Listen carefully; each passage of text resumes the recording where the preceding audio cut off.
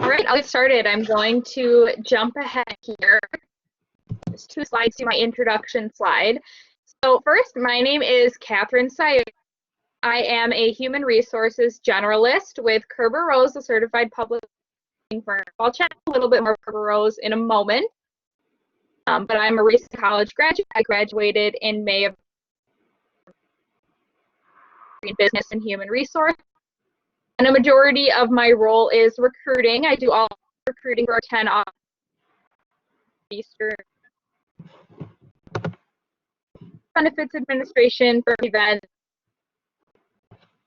I'm also involved in some volunteering opportunities, as you can see. And why I love Kerber Rose, put this in there because it's something that I haven't found at other places so far, and very much flexible. I love Kerber Rose for this reason. They understand their employees have lives outside of very help them to well manage their time and provide that work-life balance. So the flexibility is key. And I also like that we are a small enough firm at about 175 employees. We're small enough to have actually know who you are and be able to get to know you, but large enough to have awesome opportunities. So anyways, that's a little about me. I just want to talk quickly about what we're going to go over tonight. I'm going to chat a little bit more about who Kerber Rose is. So for those of you who maybe have not heard of Kerber Rose before, can have a better idea of what we do and who we are. I also want to talk a little bit more about making an impression in a virtual world, because things have really changed over the past 7 months for everyone, especially for college students. So we're going to chat a little bit more about that, and also perfecting your elevator pitch, maybe some things to include. Okay, so first, Kerber Rose. We are a certified public accounting firm. Oops, we're going too far here, sorry. And we are located only in the state of Wisconsin, so more the northeastern, north central part of the state. So we have 10 office locations and about 175 employees total at this point. Of course, we grow a little bit more during tax season. We bring on usually 10 to 12 tax season interns from most schools, including UW Oshkosh. And we have a lot of niche areas that we serve. So here are our firm locations.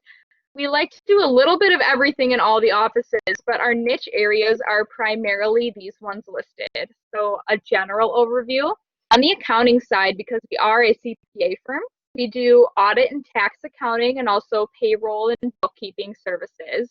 So those are definitely large niche areas. We also have a technology team with over 100 clients of their own, and human resources consulting, and getting more into the marketing side with that as well, retirement planning, and wealth management. So we look at ourselves as a full service firm. We want to provide full services for our clients. We have a lot of small to medium-sized businesses as our clientele, so they're able to utilize multiple of our services. So we can be more like a one-stop shop and trusted advisors to our clients. And by trusted advisors, we just mean the go-to person for all of their business and accounting and finance related needs.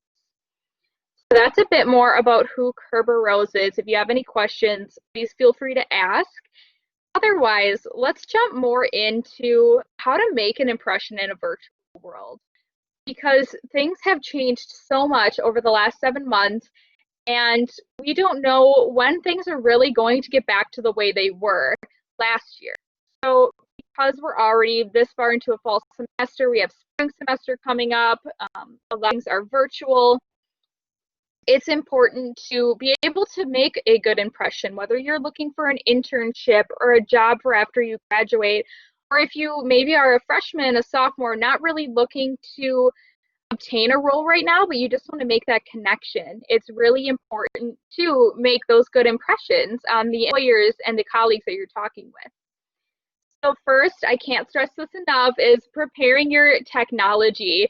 So I came on here about 20 minutes before we started, making sure everything's working. Of course, with technology, you never know when a problem's going to hit. So it's important to come on early if you're doing a meeting with an employer, or if you're joining an online career fair, to like test the link ahead of time, make sure it's working, figure what browser is going to work best for you. It's also important to be aware of your background. So you probably can't see my video at the moment, but I made sure that in my office, have like a blank space background. So maybe you're in your dorm room or you're in a classroom. Make sure there's not a ton of people behind you. You don't really know what they're doing. Or if you're in your dorm room, maybe you want to tidy up a little bit. I know there's not a whole lot of space in dorm rooms. I know I lived in one. But it's definitely key to just kind of make your background look neat and tidy. Or if you're able to utilize some of those like filter options where you can put in like a fake background as well. That's a good way of getting past that. Another item is active listening. So I know that when we're just sitting across from each other, looking at a computer screen of one another, it makes it really easy to like take out your phone and check your messages mid-conversation or be working on homework or something else, especially if you're maybe not doing a one-on-one conversation, but more of a group conversation. So show that you're actively listening. Nod your head that you're paying attention. Make that eye contact with them. Even if it's through the screen, they're going to be watching. So be sure to be looking more at your camera, more at your screen, and not just down even at your phone, in your lap, anything like that. So again, that goes with the paying attention. You want to avoid that multitasking and just distract. Putting away the added work on your desk or being alone in your room. So those are some key items for making a good impression. Really, it just revolves around being aware of your surroundings and showing that you're really interested and you want to listen to that person. Next, I get this question all the time, whether I'm meeting with students at career fairs or accounting club events or other student events. It's hard that you don't always know what to put in your elevator pitch. What do employers really want to hear? And I think it's even harder too, because if you ask any employer this question, any recruiter especially who maybe talks with students a lot, you're probably going to get a different answer every time. So you probably already know to include these major items like my name. I want to say, hi, I'm Catherine Sayoka, because you want to know who I am. I want to know who you are. You'll want to tell that person your year in school or maybe your graduation date and also your major. So for me, if I were back at St. Norbert yet, I would say like, hi, my name's Catherine Sayoka. I am graduating in May of 2019 or graduating 2 years from now or whatever you're saying. If you don't know, just say what year you were in school. And my major is business administration, focusing on human resources. So that's a really good start for your elevator pitch. However, we want to know more about you. If you're giving me your resume, I probably know all of that just resume. But you definitely still want to share it again because it's helpful for the recruiter, the business person, whoever you're talking with, to know who you are and what you're looking for. So if you tell me you are majoring in accounting, I'm going to assume you probably want an accounting position. So that's helpful to us, but to you want to include more than just that one sentence. You want to make it more about personal or more goal oriented. So I would suggest including like maybe one or two of these following things, or there's a number of other. But say I said, my name's Catherine, I'm an accounting major graduating next. I've also taken these courses so far, like advanced taxation or financial accounting or managerial accounting. Whatever courses you've taken that are relevant to your major, maybe relevant to whatever role you're in. Also, why did you pick your major? It can be a really interesting one. Maybe your major is meaningful to you that you picked it, I'm sure. And say I picked a registrar book, and I'm sure it wasn't like that. I'm sure you definitely have. There's somebody in pick it, or you have experience with a family member in the field, or whatever it may be. A little bit about why you picked your major, why you're really interested in it, or maybe passionate in accounting.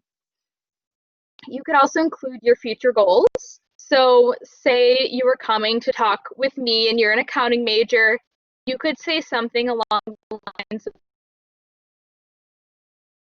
so-and-so, I graduated this semester in a major. I'd really like to work an audit staff role at a public accounting firm.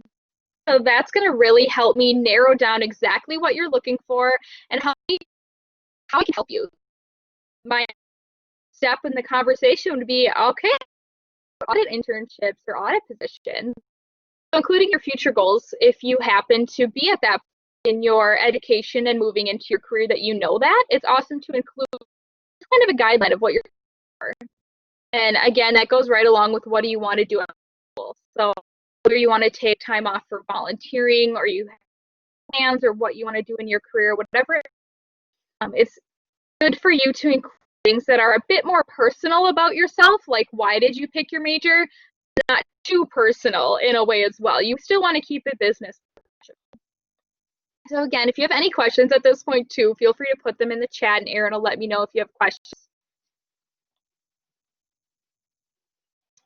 But lastly, I want to end with, what do I look for when meeting students?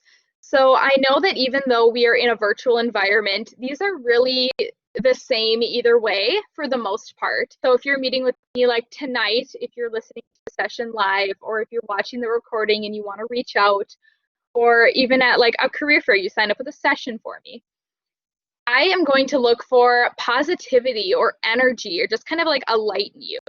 I think it's really awesome when a student comes up and they seem excited to be here. They want to know more. They're going to express their interest. And so I just think trying to be a bit more, not necessarily outgoing, because of course you can be introverted and still really exceed in this, but just have that positivity, kind of let yourself open up to the conversation.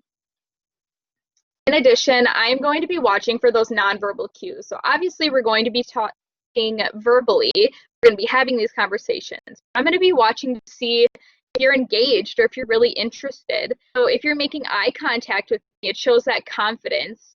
It shows that you're willing to look me in the eye, you're willing to talk to me, to share your experiences, to talk about what you're interested in. If you're smiling too, this goes back to positivity. I mean, you don't have to grin silly the whole time, of course, but if you're just smiling, it means you're showing interest, you're nodding your head or whatever it may be, showing that you're engaged with in this conversation. And also, of course, right now I'm sitting, you're probably sitting, but in person, if you're standing tall, it's going to make yourself look more confident, more like ready for the conversation and more business-like in a way. So if you're in person, do arms uncrossed, don't put your hands in your pockets, stand up tall, and this goes for sitting too. Make sure that you can at least see like the upper part of your body and you can see that you're looking at the screen and your shoulders are faced towards the camera, showing you're not doing anything else. So you're more engaged and not distracted. I think it's also awesome when individuals come with questions ready to ask. So of course, if you can come up with them on the fly, kudos to you, that's awesome as well. But I know it can be nerve-wracking to talk with employers, even other students or at accounting club meetings or whatever it may be. Come with questions prepared to ask or statements that you want to say, because that way you'll just be able to glance down at your notepad and be like, oh yeah, I wanted to ask this, or I had a bullet point on this, let's talk about it. So that is very helpful in showing me that you're prepared and you want to have this conversation. You came with things ready to ask. And also a bonus, the individuals who reached out to me afterward, whether they send me a handshake message or an email or a LinkedIn message, they connect with me online, whatever it might be, it's going to show that, wow, they must have been really interested, or they must have got something out of this session, or want to know more about me or about KerberRose. So those students who do connect with me in some way, it shows more initiative on their end for what they're looking for. So I definitely recommend that as well. So that was all that I really wanted to chat about. I wanted to keep it short and sweet. And if you ever have any questions, feel free to reach out to me. I'm sure Erin could share my contact information with you if possible. But otherwise, find me on LinkedIn. I'm probably the only Catherine Sayoka on there. So go ahead and send me a message if you have any questions as well. And let's open up the participants page as a moderator. So the spelling is up there. It's not the easiest name to spell, but it is up in that area. Thank you, Erin. Yes, it is not the easiest, which is why I say it's probably, I think I'm the only Catherine Sayoka on LinkedIn, just because I'm spelt so differently. Okay, good. Thank you very much for presenting with us tonight. Yes, of course.